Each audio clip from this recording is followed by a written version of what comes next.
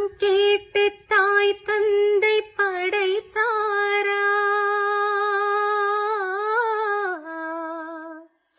ஆ ஆ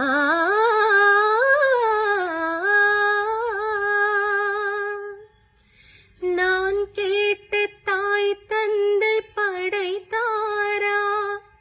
இல்லை என் பிள்ளை என்னை கேட்டு பிறந்தாரா? தெய்வம் செய்த பாவம் மீது போடி தங்கச்சி, கொன்றால் பாவம் தின்றால் போச்சு, இதுதான் என் கட்சி.